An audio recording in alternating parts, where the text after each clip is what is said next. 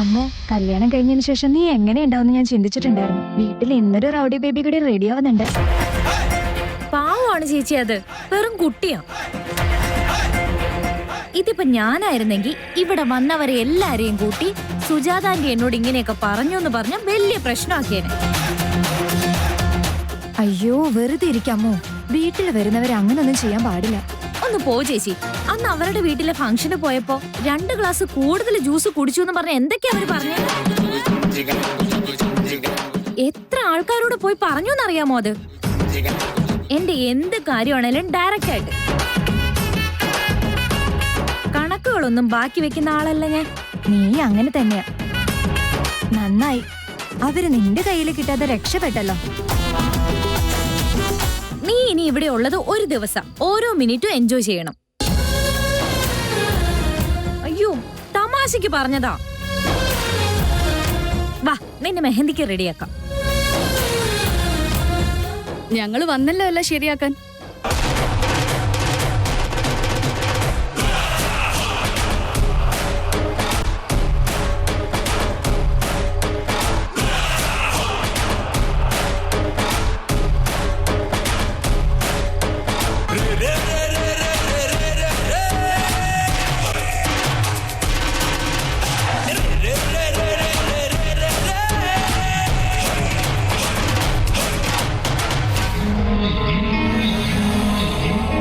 പയ്യന്റെ വീട്ടിൽ നിന്ന് നിനക്ക് മെഹന്തി വന്നിട്ടുണ്ട് ആരതി. നീ ആ വീട്ടിലെ മൂത്ത മരുമകളാവാൻ പോവാ. സാഹിത്യ ആ വീട്ടിലെ ചെറിയ മരുമകളും.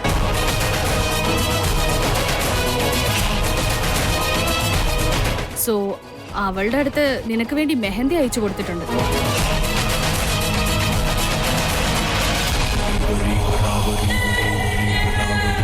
അല്ല, ചെറിയമ്മ എവിടെ കാണുന്നില്ലല്ലോ? അമ്മ അടുക്കളയിലുണ്ട്. ശരി. അമ്മോ, ഇന്ന് നിന്റെ മെഹന്തിയെ ചേച്ചി. സാരിക വരട്ടെ, സാഹിത്യ വരട്ടെ, ആര് വേണമെങ്കിലും വന്നോട്ടെ. ഇന്നത്തെ ദിവസം നശിപ്പിക്കാൻ ആർക്കും പറ്റില്ല. നീ വേറെ ഒന്നും ആലോചിക്കണ്ട.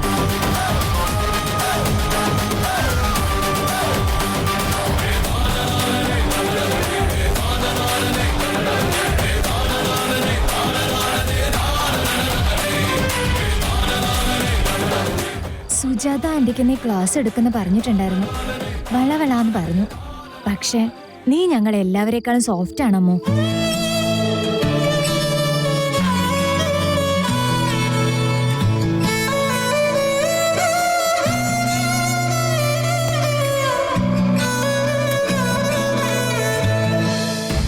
ചേട്ടാ, ഇപ്പൊ നീയും എന്റെ കൂടെ ഡാൻസ് ചെയ്യണം. What's wrong with you Vikrant? എനിക്കൊന്നും ഇഷ്ടമല്ലെന്ന് എനിക്ക് അറിയുന്നല്ലേ? എല്ലാം അറിയാം, പക്ഷെ ഇന്ന് ലാസ്റ്റ് ഫണ്ടേ ആണെന്ന് നീ തന്നെയല്ലേ എന്നോട് പറഞ്ഞത്. ഫണ്ടേ ആണെങ്കിൽ നീയും അത് എൻജോയ് ചെയ്യണ്ടല്ലേ? ഇല്ലെങ്കിൽ എനിക്ക് സങ്കടവും. ആയിക്കോട്ടെ, ഞാനിപ്പോ എന്താ ചെയ്യണ്ടേ? നീ തന്നെ പറ. That's the spirit. Song please.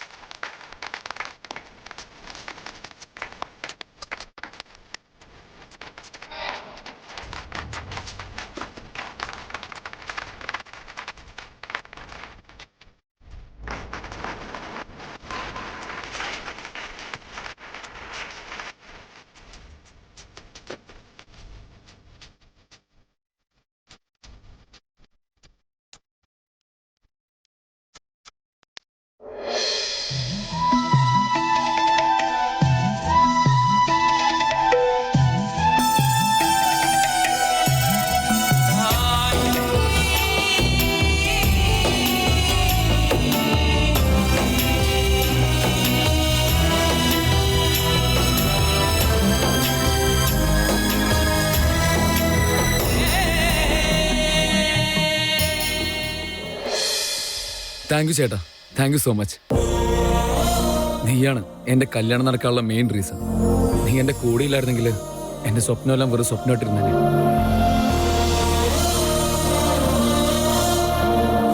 I love you Vikrant. നിനക്കല്ലാതെ വേറെ ആർക്കും വേണ്ടിയാ ഞാൻ ഇങ്ങനെയൊക്കെ ചെയ്യാ. ഗൈസ്, നിങ്ങൾക്ക് എല്ലാവർക്കും ഗിഫ്റ്റ് ഉണ്ടേ, എന്റെ കൂടെ വാ.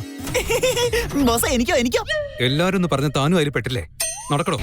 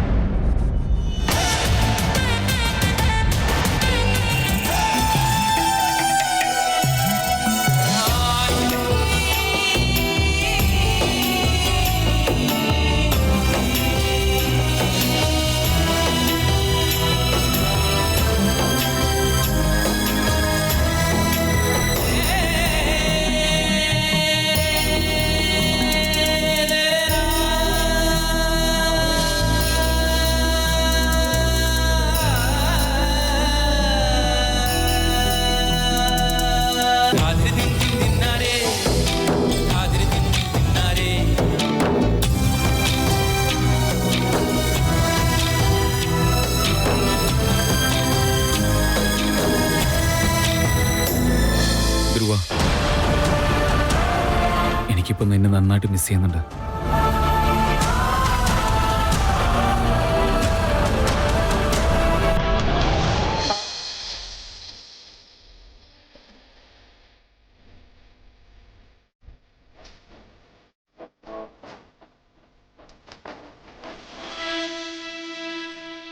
നിങ്ങളുടെ പയ്യന്റെ പേരെന്താ?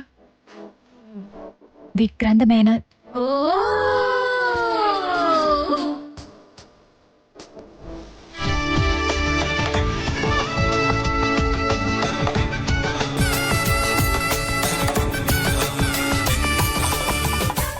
ആരതിയുടെ കല്യാണം ആയതുകൊണ്ട് ഞാൻ ഇവരെ ഒരു സ്പെഷ്യൽ ആയിട്ട് ഒരു സ്ഥലത്തുനിന്ന് വിളിച്ചോണ്ട് വന്നതാ.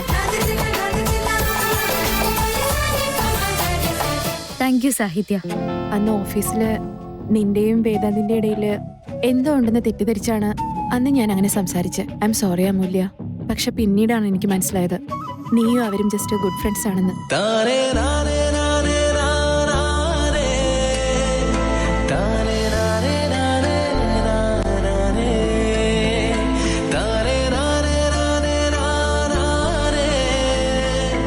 എന്റെ അടുത്ത് ഇതൊക്കെ വേദാന്ത് തന്നെയാ പറഞ്ഞ്. She's the only female friend I have എന്ന്. നീ അവർക്ക് ഫ്രണ്ട് ആയതുകൊണ്ട് എനിക്കും ഫ്രണ്ടാണല്ലോ.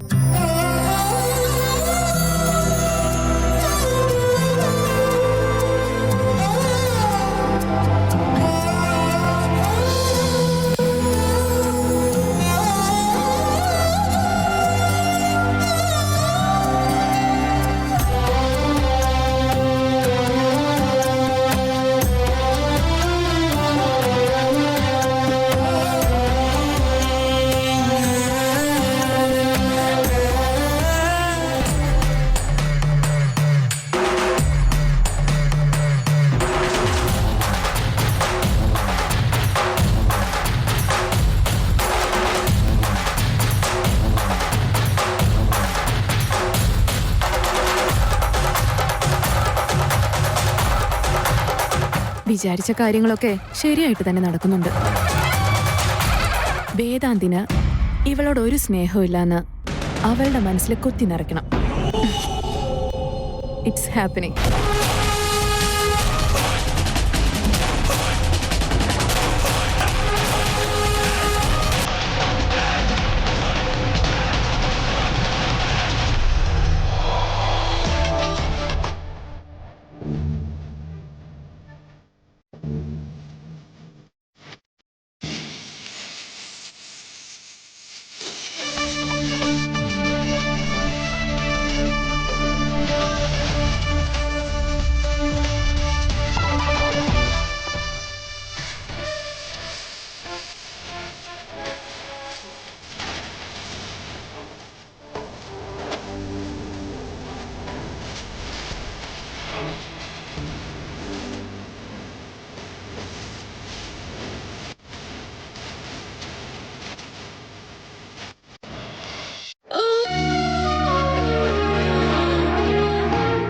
സിദ്ധാർത്ഥ് എപ്പോഴും ഇങ്ങനെ തന്നെയാണ്. പാർട്ടിക്ക് പോയാ പിന്നെ വേറെ ഒന്നിനെ പറ്റി ഒരു ചിന്തയില്ല. ഇന്നത്തെ കാര്യമാണെങ്കിൽ പറയേ വേണ്ട. കല്യാണം കഴിഞ്ഞ ശേഷം വിക്കി ചേട്ടൻ ഇങ്ങനെ ആവാതിരുന്നാ മതി.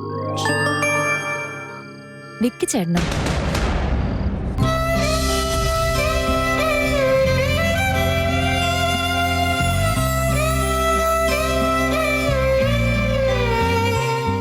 വിക്കിച്ചേട്ടനും ധ്രുവനും ഓർമ്മ വന്നു തോന്നുന്നു.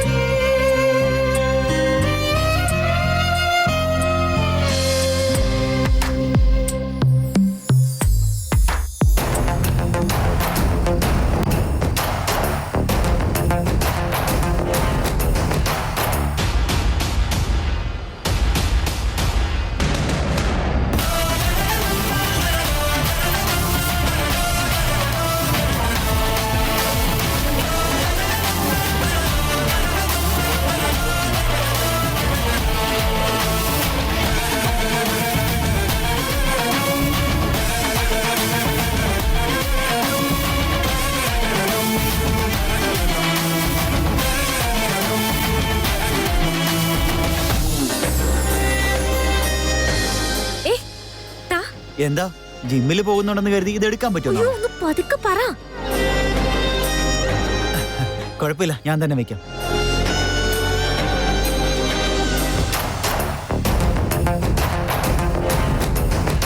അമൂല്യ, ആ. അവര് ഓ അതോ, ധ്രുവാന്ന പേര്. ഞങ്ങളുടെ അച്ഛന്റെ ജീവൻ രക്ഷിച്ച ആളാ. വളരെ നല്ലൊരു പയ്യനാ. ആൾക്ക് വീടും കുടുംബവും അങ്ങനെ ഒന്നും ഇല്ലാത്രേ. ഇപ്പൊ നമ്മുടെ വീട്ടിലാ ഉള്ളത്. ഇവിടെ അമ്മയ്ക്കാണെങ്കിൽ ഒരു ആൺകുട്ടിയെ കിട്ടിയ പോലത്തെ സന്തോഷത്തിലാ ഉള്ളത്.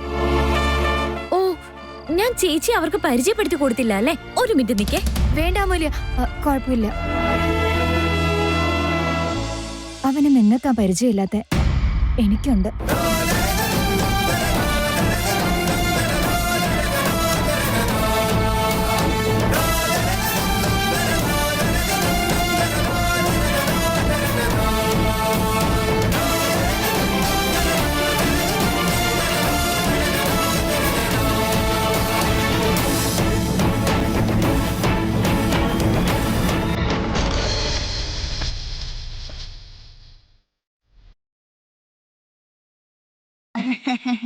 വിക്കി ബോസ്, ഇതെന്താ ഇത്ര പെട്ടെന്ന് ക്ഷീണിച്ച് ഇവിടെ വന്നിരിക്കുന്നത്?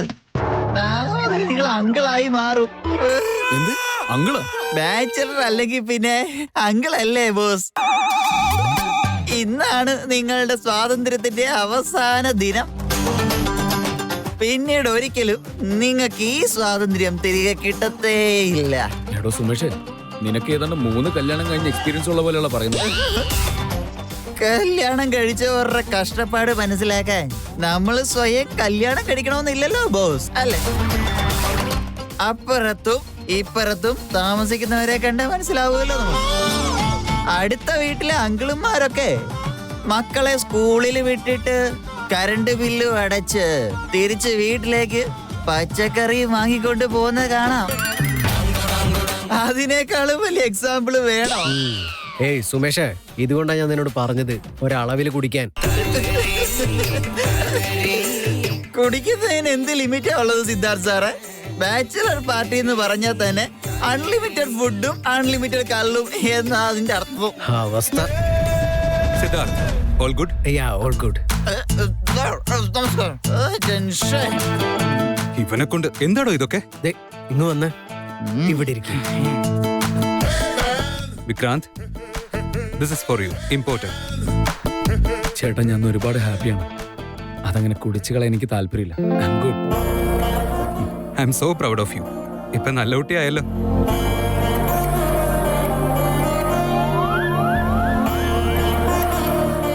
കള്ളു കുടിക്കുന്നില്ല എന്നല്ലേ നിങ്ങൾ പറഞ്ഞേ? പിന്നെന്തിനാ കീപ്പ് ഇറ്റ് അപ്പ് എന്ന് പറഞ്ഞേ? അതെന്താന്ന് വെച്ചാലേ ആ ബോട്ടിലെടുത്ത് മുകളിൽ കൊണ്ട് വെക്കാന്ന് പറഞ്ഞതാ. ഓ, ബോട്ടിൽ ബോട്ടിൽ എന്ന് പറഞ്ഞപ്പോ ഒരു കാര്യം ഓർമ്മ. കുറച്ചുകൂടെ ഒഴിച്ചിട്ട് വരാം. ഇനി കുടിച്ചാൽ നിന്റെ ബോധം പോവും.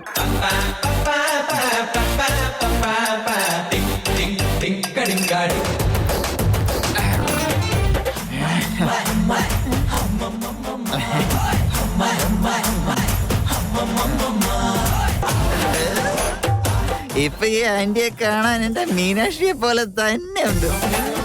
Love you Meenakshi. എടോ സുമേഷേ, ബാർ കൗണ്ടർ അപ്പുറത്താ ഉള്ളേ. അവന്റെ കാര്യം തീരുമാനമായി. വിക്രാന്ത്, വേദാന്ത എല്ലാവർക്കും ഗിഫ്റ്റ് കൊടുക്കാന്ന് പറഞ്ഞപ്പോ നീ എന്താ പോവാഞ്ഞത്?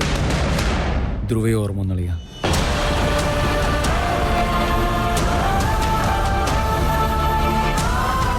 ചേട്ടൻ്റെ അടുത്ത് അവന്റെ പേര് പോലും പറയില്ലെന്ന് ഞാൻ പ്രോമിസ് ചെയ്തു. അതുകൊണ്ടാ സൈലന്റ് ആയി. എല്ലാം നന്നായിട്ടായിരുന്നെങ്കിൽ ഇപ്പം നമ്മുടെ കൂടെ ധ്രുവയും ഉണ്ടായിരുന്നേ.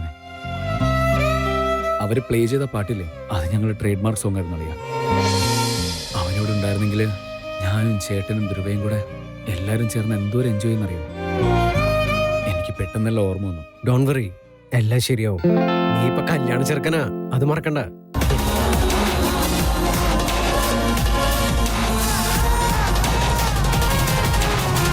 സാരമില്ല, നിങ്ങൾ നന്നായിട്ടാ മെഹന്തി ഇടുന്നത്. ഇത് പിടിക്കും. ഇറ്റ്സ് ഓക്കെ അമൂല്യ. ഇവരെ വിളിപ്പിച്ചത് ഞാനല്ലേ, ഞാൻ കൊടുത്തോളാം. അത് മാത്രല്ല, ഇത്രയും കാശ് കൊടുക്കാൻ നിന്റെ കൈ കാണില്ല. ഈടെയായിട്ട് സാഹിത്യം നന്നായി സംസാരിക്കുന്നുണ്ട്. അമൂല്യക്ക് പോലും ക്ലാസ് എടുക്കുന്നെന്ന് പറയുമ്പോ ഒട്ടും മോശമില്ല. നടക്കട്ടെ. അമൂല്യക്ക് ഇതെല്ലാം ആവശ്യം. നീ ഇന്ന് ഞങ്ങളുടെ വീട്ടിലെ ഗസ്റ്റാ. ഇവരെ നീ വിളിച്ചതാണെങ്കിലും നിന്നെ കൊണ്ട് പൈസ കൊടുപ്പിക്കുന്നത് ശരിയല്ല. അതുമാത്രല്ല, ഇങ്ങനെ മറ്റുള്ളവരുടെ കയ്യിൽ നിന്ന് സഹായങ്ങൾ വാങ്ങാനൊന്നും അച്ഛൻ എന്നെ പഠിപ്പിച്ചിട്ടില്ല. അതുകൊണ്ട് ഞാൻ കൊടുത്തോളാം, കുഴപ്പമില്ല. ബഡ്ജറ്റ് ഒന്ന് ചിന്തിച്ചു നോക്കൂ അമൂല്യ. മറ്റാവശ്യത്തിന് വെച്ചിരിക്കുന്നത് മൈലാഞ്ചിക്ക് കൊടുക്കണ്ട. കിടക്കുള്ളിടത്തോളമല്ലേ കാല് നീട്ടി വെക്കാൻ പറ്റൂ. ഞങ്ങളുടെ കിടക്ക ചിലപ്പോ ചെറുതായിരിക്കും, അതിന്റെ അടിയിലായിട്ട് വലിയൊരു പായം വിരിച്ചിട്ടുണ്ടാവും. നീ അതോർത്ത് വിഷമിക്കണ്ട. ഇത് പിടിച്ചോ. Thanks, welcome. എല്ലാവരുടെയും കയ്യിലും മെഹന്തി ഇട്ടു. എക്സ്ട്രാ എന്തെങ്കിലും ക്യാഷ് വേണമെങ്കിൽ ഞാൻ തന്നോളാം. ശരി, okay. Once again I M so sorry Amulya. ഒരു തരത്തിലല്ലെങ്കിൽ മറ്റൊരു തരത്തിൽ നിന്റെയും വേദാന്തിന്റെ ഇടയിൽ വന്ന പോലെ എനിക്ക് തോന്നിയിട്ടുണ്ട്.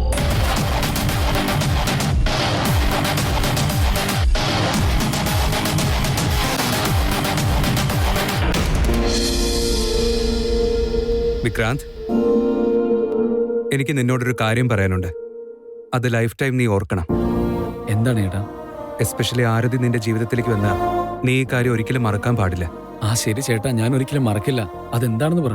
നാളെ തൊട്ട് നിന്റെ ജീവിതം മാറാൻ പോവാ. നിന്റെ ലൈഫിലെ ഏറ്റവും വലിയ ഉത്തരവാദിത്തം കൂടിയാണിത്. എല്ലാം പഴയ പോലെ തന്നെയാണെന്നൊക്കെ തോന്നും നിനക്ക്, പക്ഷെ അങ്ങനെയല്ല.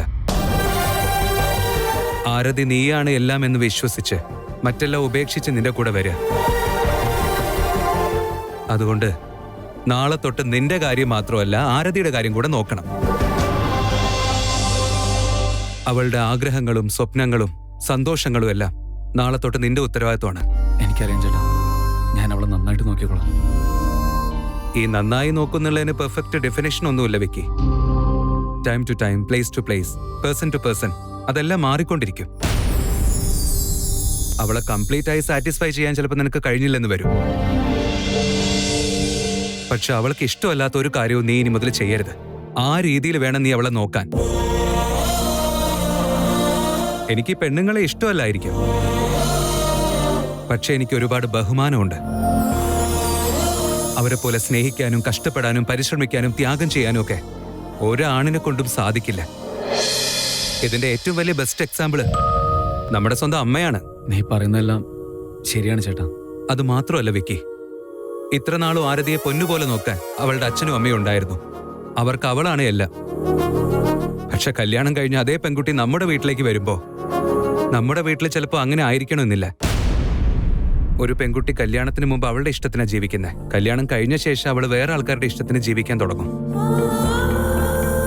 അവളുടെ ലോകം തന്നെ മാറിപ്പോവാ. അതുകൊണ്ടാണ് ഞാൻ പറഞ്ഞേ, നീ ആരതിക്ക് എത്രത്തോളം കംഫർട്ട് സോൺ കൊടുക്കുന്നോ നീ അത്രയും നല്ലൊരു ഭർത്താവും.